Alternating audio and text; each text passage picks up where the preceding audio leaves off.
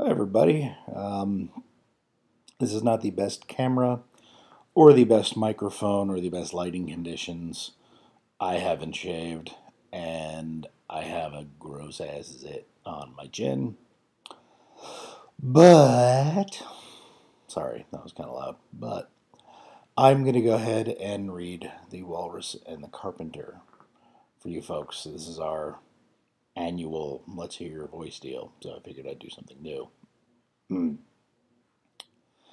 The sun was shining on the sea, shining with all his might. He did his very best to make the billows smooth and bright. And this was odd, because it was the middle of the night. The moon was shining sulkily, because she thought the sun had got no business to be there after the day was done. It's very rude of him, she said, to come and spoil the fun. The sea was wet as wet could be. The sands were dry as dry. You could not see a cloud, because no cloud was in the sky. No birds were flying overhead. There were no birds to fly. The walrus and the carpenter were walking close at hand. They wept like anything to see such quantities of sand. If this were only cleared away, they said, it would be grand. If 7 maids with 7 mops swept it for half a year, do you suppose, the walrus said, that they could get it clear? I doubt it, said the carpenter, and shed a bitter tear. "Oh, oysters, come and walk with us," the walrus did beseech. "A pleasant walk, a pleasant talk along the briny beach. We cannot do with more than 4 to give a hand to each." The eldest oyster looked at him, but never a word he said. The eldest oyster winked his eye and shook his heavy head, meaning to say he did not choose to leave the oyster bed. But 4 young oysters hurried up, all eager for the treat. Their coats were brushed, their faces washed, their shoes were clean and neat. And this was odd, because, they hadn't any feet. 4 other oysters followed them, and yet another 4, and thick and fast they came at last, and more and more and more, all hopping through the frothy waves and scrambling to the shore. The walrus and the carpenter walked on a mile or so, and then they rested on a rock conveniently low, and all the little oysters stood and waited in a row.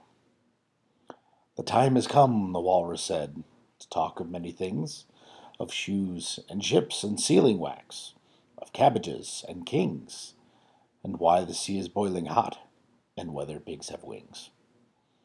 "But wait a bit," the oysters cried, "before we have our chat, for some of us are out of breath, and all of us are fat." "No hurry," said the carpenter. They thanked him much for that.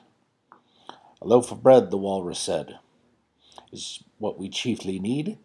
Pepper and vinegar besides are very good indeed. Now if you're ready, oysters dear, we can begin to feed." "But not on us," the oysters cried, turning a little blue. "After such kindness, that would be a dismal thing to do." "The night is fine," the walrus said. "Do you admire the view? It was so kind of you to come, and you are very nice." The carpenter said nothing, but cut us another slice. "I wish you were not quite so deaf. I've had to ask you twice." "It seems a shame," the walrus said, "to play them such a trick, after we brought them out so far, and made them trot so quick." The carpenter said nothing, but the butter spread too thick.